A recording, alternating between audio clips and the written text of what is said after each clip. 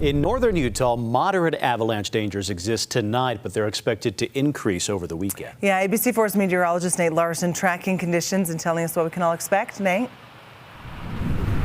Yeah, so out here at Big Cottonwood Canyon earlier today, it was all rain that was falling. Now it's finally snow as temperatures are cold enough.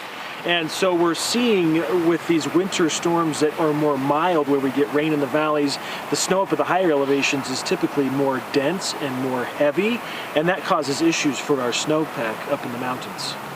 Dense, heavy snow that's fallen on some weaker, sugary snow that formed earlier this week. So that combination is going to be sensitive to our additional weight. Avalanche danger in northern Utah has been moderate on Friday, but is expected to increase over the coming days.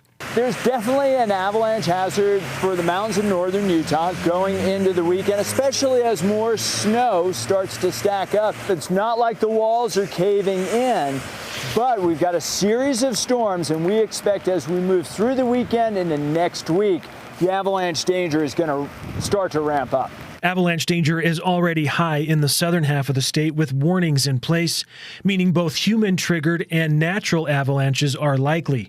Backcountry travelers need to be prepared. If it's a higher risk of avalanche, not to go by myself, but you always have a partner, and then having the beacon and a shovel and just a plan for if something was to happen. And when avalanche danger is extreme in areas Caitlin plans to ski in, I tend to just look for my local resorts that do uphill skiing, because that way you're within the resort where you have ski patrol that kind of handles the migration of it, and then you can still do the cardio part of skiing and not have to worry about dying, so it's good. If you're heading out this weekend, make sure you've checked the latest conditions. We've seen a couple surprises in the past couple of days, and avalanches are still breaking to a deeper buried weak layer. As we start to stack more snow and water and wind on top of that, chances are we're going to start to activate that weak layer, so definitely be armed with the latest forecast for the zone that you plan to travel in.